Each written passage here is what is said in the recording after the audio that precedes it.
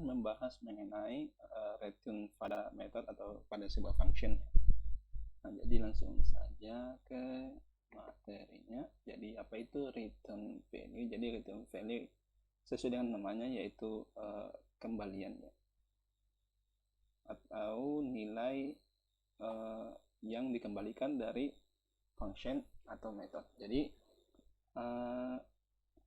return value itu akan mengembalikan nilai setelah proses dari sebuah function atau method.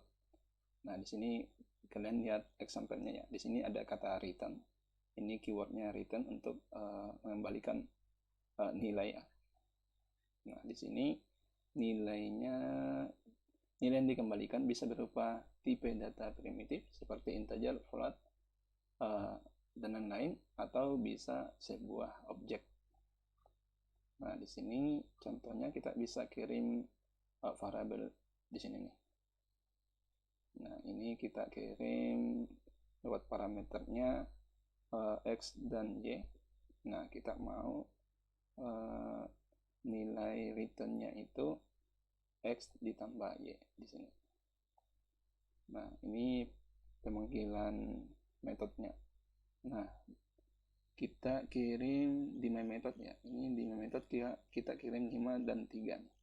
Nah, ini 5X dan 3-nya ini Y. Nah, ini hasil returnnya ini X tambah Y, yaitu 5 tambah 3, 8-nya. Itu kita simpan ke dalam variabel Z nih. Kalau kita lihat di sini nih. Kita bisa menyimpan return method ini ke variabel.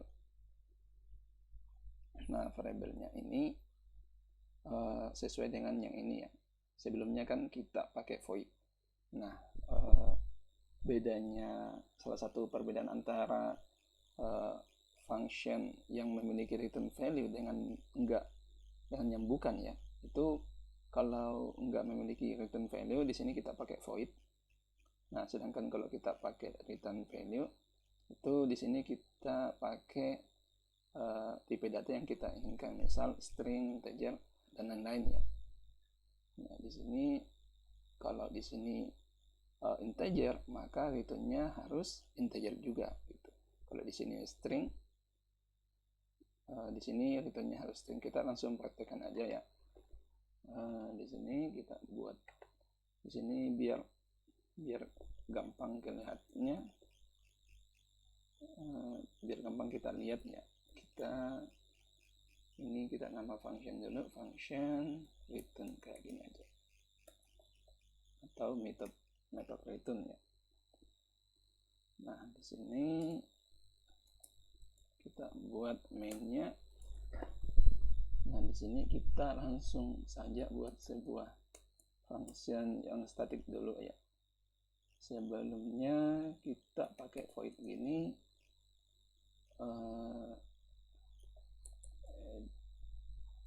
value kayak gini aja. Kita punya variabel integer X dan integer Y. Ini kenapa void is invalid for the variable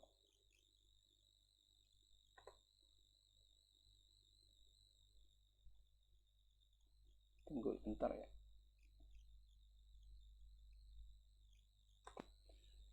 Oh, ini kita nggak boleh dalam main ya, sorry.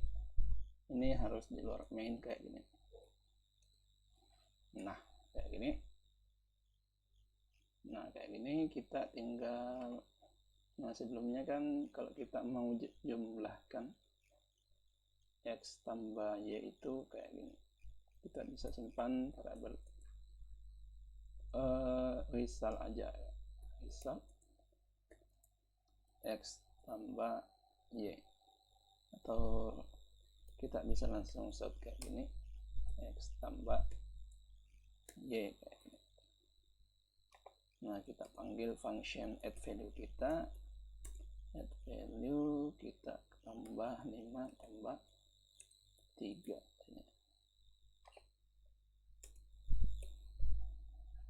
Nah, ini kita dikasih ini ya. Ini bukan saya yang ketik ya. Nah, ini sekedar info. Ini info dari Visual Studio Code-nya atau kode editor teman-teman.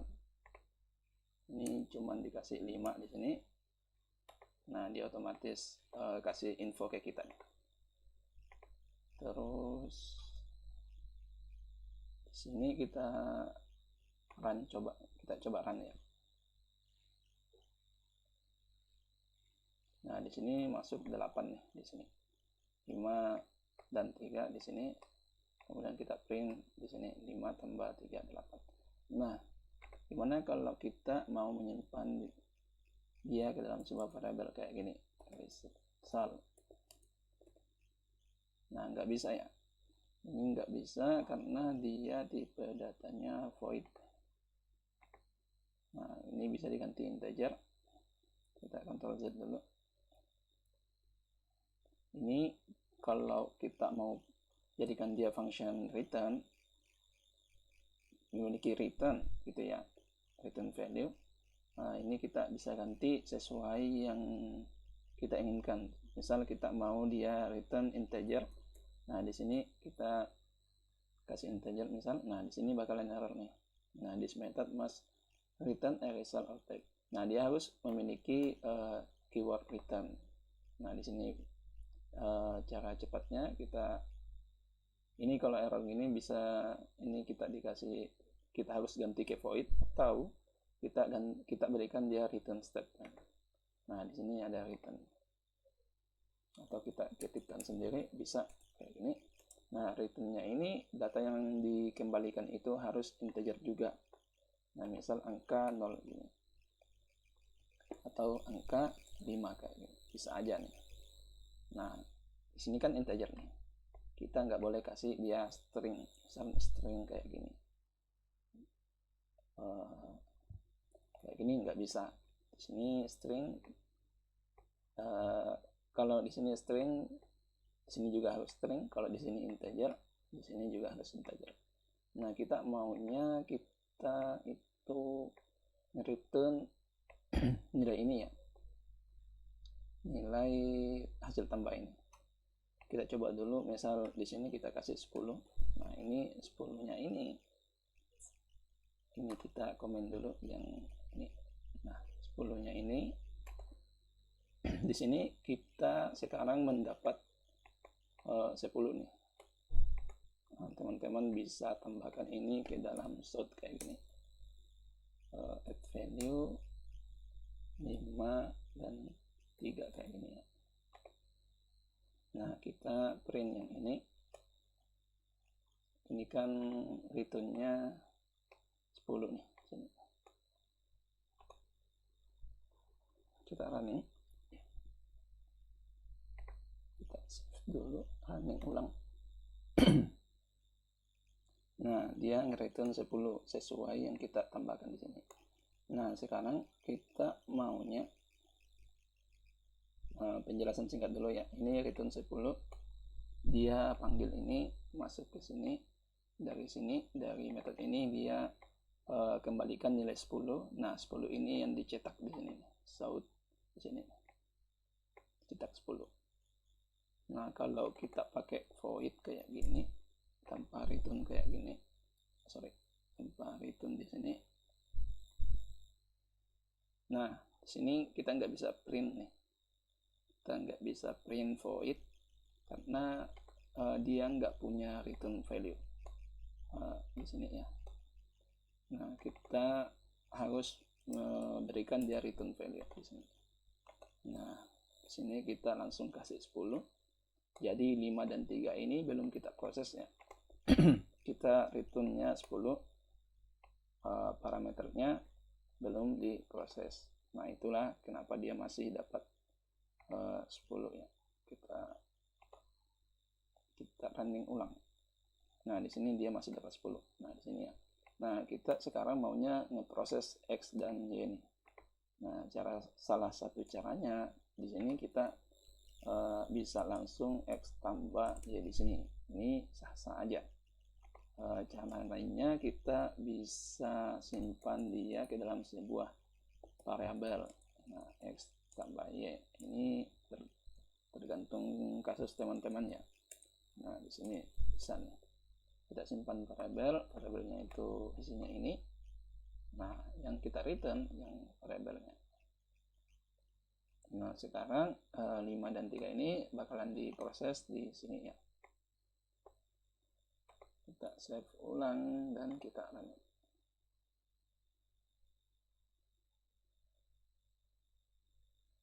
Nah, 8 nih. Ini 5 dan 3 masuk ke sini. 5 ditambah 3, 8. 8 itu disimpan ke variabel result. Sekarang kita return resultnya ya.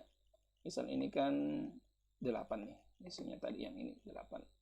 Nah, kita kirim 8, kita kirim 8 hasil dari sini. 8 itu kita taruh di sini. Nah, dia ngecetak 8 nih di sini. Nah, sekarang kita kan tahu hasilnya ini 8. Nah, sekarang kita bisa simpan ini juga ke dalam sebuah variabel. Kita cut dulu ini.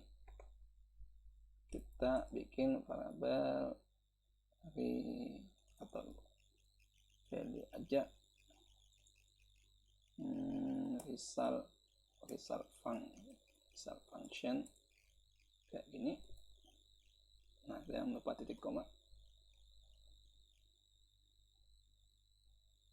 Value ini apa nih? Nah, ini ada typo tadi. Ini. Nah, sekarang kita tahu add value ini 5 tambah 3 itu nge-return 8 ya. Nah, hasil returnnya 8 ini, sekarang ini hasilnya 8. Kita simpan lagi nih ke dalam sebuah variabel sini. Jadi result function hasilnya 8. 8 itu kita cetak, bukan 8 yang kita cetak, tapi si result functionnya ini ya. Result function, kita panggil result function sini. Nah, result function ini isinya 8 di sini. Kita save ulang dan running ulang dulu. Nah, ini 8 ya di sini. Ini salah satu yang biasa dipakai ya, caranya biasa dipakai. Nah, gimana kalau kita sekarang punya string ya, di sini kan integer. Kalau ini kita ganti string kayak gini, atau bikin baru aja ya di bawahnya. Bikin baru, ini kita copy dulu aja. Ini kita punya string di sini. Nah, ini functionnya nggak boleh sama. Nanti ada materi selanjutnya ya kalau nama functionnya mau disamain. Misalnya kita akan bahas juga di materi lainnya.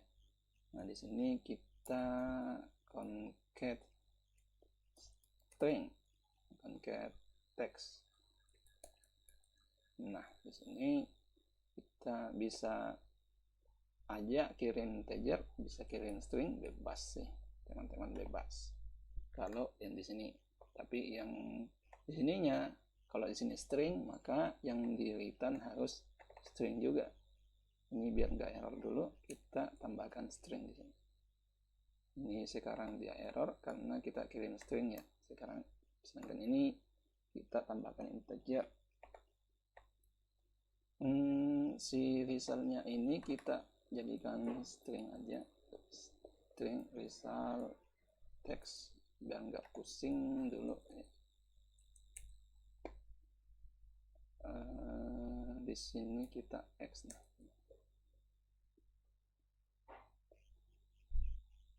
Ini biar nggak pusing, ini kita kasih nama name. Kita kirim nanti name ke sini, name dan age, umur ya. Nah, di sini stringnya adalah my name is name,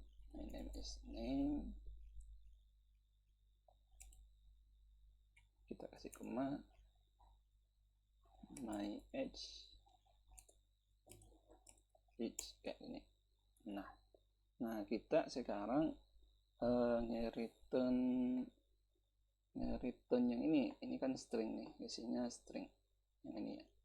Nah sekarang kita return yang itu result text ini. Nah di sini karena dia string, maka kita wajib return string ini, result text ini adalah sebuah string ya di sini. Nah sekarang kita tinggal panggil ya. Ini saya komen dulu aja yang ini. Nah kita tinggal panggil yang ini concat. Ini saya hapus dulu ya. Saya hapus dulu biar lebih kelihatan. Sini kita tinggal panggil concat text ini, concat text. Nah dia kirim dua parameter. Nah di sini kita kasih argumennya, misal namanya ini yang pertama namanya Adam misalnya. Nah di sini harus pakai petik 2 ya, kalau ini error. Nah ini age-nya kita kirim misal 21. Nah ini jangan lupa titik koma, kita save. Ini kita di sini kan return string nih, ini kita bisa simpan ke dalam variabel string juga. Nggak boleh ke integer kayak gini ya, nggak boleh. Kita harus simpan dia ke sesuai return-nya ini nih, tipe datanya yang ini. Nah ini string, kita kasih nama message aja kayak gini ya. Nah sekarang si message ini isinya itu ini hasil returnnya yang ini, dimana kita kirim dua argumen yaitu Adam dan umur 21. Nah di sini. Nah parameternya ini kita dapatkan di sini, kita ngambil dari sini ya, Adam 21. Sekarang kita simpan si result text-nya ini, dimana result text itu berisi my name is name. Name-nya itu ngambil dari sini, yang dikirim yaitu Adam yang di sini. Nah kemudian my age itu age yang di sini, yang dimana age-nya itu 21 yang kita kirim. Nah itu disimpan, teks ini disimpan, return dari sini ya, disimpan lagi ke message sini. Nah ini kita bisa print kayak gini, message yang kita print itu yang ini ya. Nah kita running.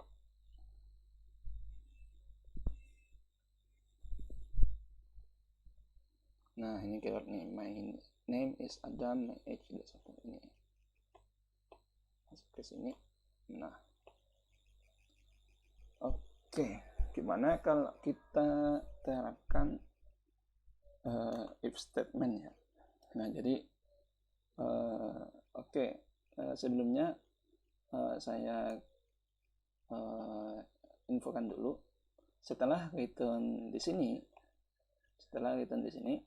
itu nggak bisa lagi kita tambahkan di bawah, misal short kayak ini aja, tes. Nah ini bakalan error nih, unreachable code. Nah karena setelah kata return dia akan keluar nih dari sini, dari block code-nya. Dia kalau dapat return dia bakalan kembali ke sini nih. Ini kan masuk ke concat nih, masuk concat dulu, masuk ke block code ini, dimana kita tahu block code itu atau codingan kita itu dijalankan dari atasnya. Nah dia masuk ke sini, dia running dulu ini.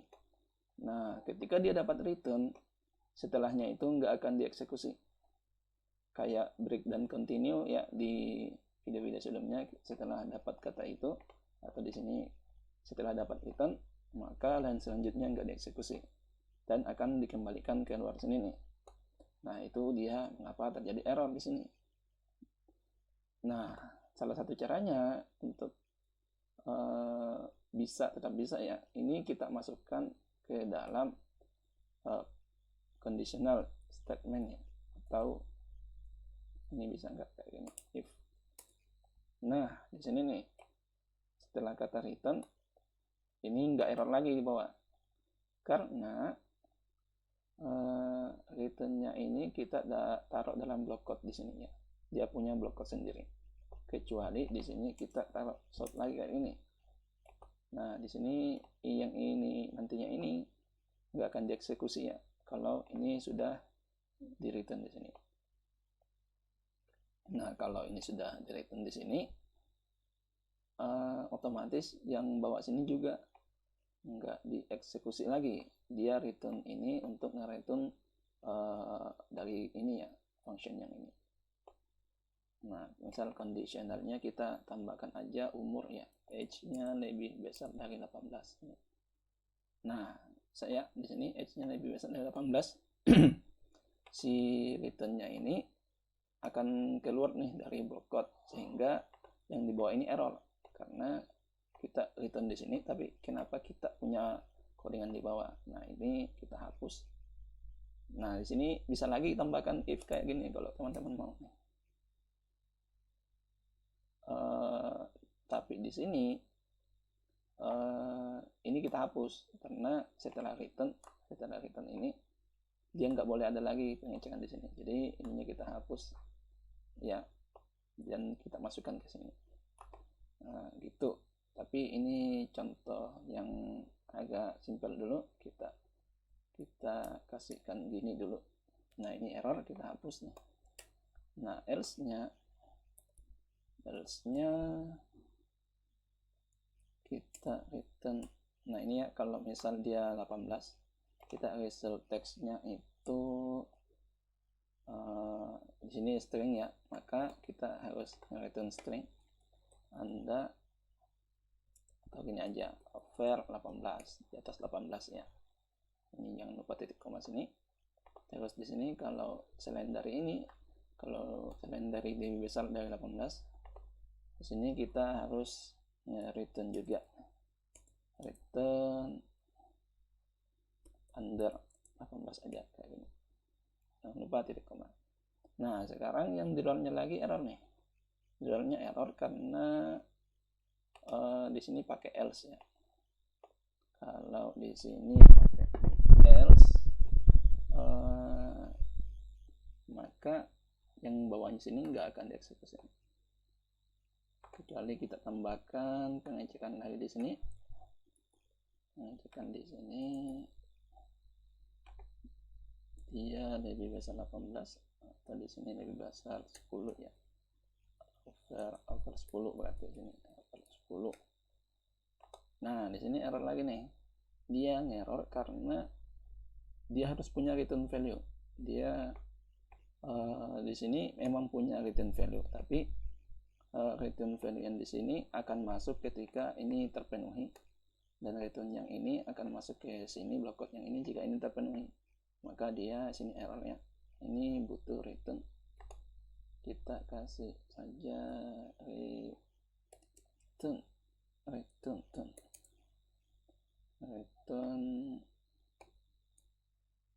ini aja, not applicable atau NA kayak gini aja ya. Dia return text NA, not applicable. Nah di sini kita lihat, kita pakai else if. Kalau else yang terakhir, dimana else yang terakhir ini yaitu default, dia akan masuk ke sini. Kalau yang di sini nggak ada yang true ya, nggak ada yang true, dia otomatis masuk ke else. Nah ini return, misal kita return di sini,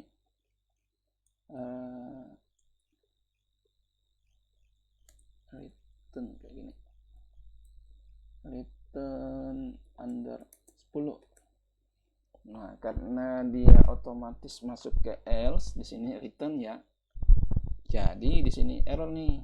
Jadi buat apa kita taruh di sini return lagi? Sini kan udah otomatis masuk return sini, makanya dia error, nggak butuh return kedua karena ini else ya, bukan else if. Dari atas masuk ke sini, kalau ini kedua ini nggak ada yang true, maka dia otomatis masuk ke sini. Karena dia masuk ke sini dan ada kata return ya, maka di bawah error. Nggak boleh ada dua kata return. Bukan nggak boleh ada dua kata return, tapi setelah return nggak boleh ada codingan selanjutnya lagi ya. Maka di sini walaupun di sini bukan return kayak short yang tadi, kayak gini, system out print line. Nah, sini tetap error karena setelah return nggak boleh ada codingan lagi sini. Karena sini else otomatis masuk ke return sini. Ya, ini materi if sebenarnya ya, teman-teman. Wajib tahu juga yang materi if kita sebelumnya. Kemudian ini kita save. Nah, di sini kita, nah ini kalau kita kirim 21, kita running. Nah, ini over 18. Sekarang yang di return itu bukan yang ini ya, bukan result text main Adam ya, karena result text ini bukan yang kita panggil di sini, tapi yang kita sini ini di hardcode ya, atau diketikkan manual ya, over 18 ini, over 18. Yang dicek itu age-nya di sini, apakah age-nya lebih dari 18, maka ini over 18. Nah, begitu juga selanjutnya ya. Misal kita kasih age di sini di bawah 10, 9 misalnya. Nah, sini under 10. Under 10 itu berarti dia masuk ke sini. Oke. Itu ya. Jadi sekarang teman-teman silakan eksplorasi sendiri ya untuk penerapan looping ya. Nah, di sini teman-teman wajib nge-explore dulu, apalagi yang baru belajar program ya. Jadi materi kita sebelumnya tentang looping itu teman-teman coba-coba di sini ya. Oke, mungkin itu dulu aja untuk materi ini ya. Happy developing guys, dan terima kasih sudah menonton.